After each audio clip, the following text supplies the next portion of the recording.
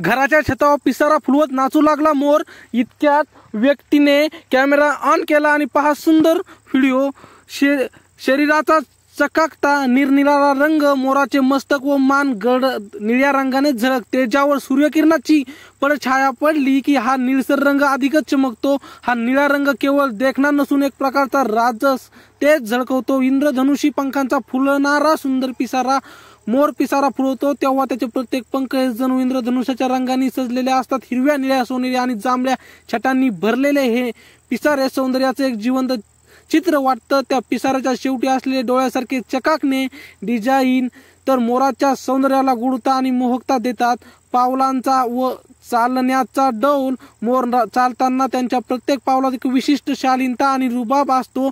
त्याची मान वळवण्याची डब सुद्धा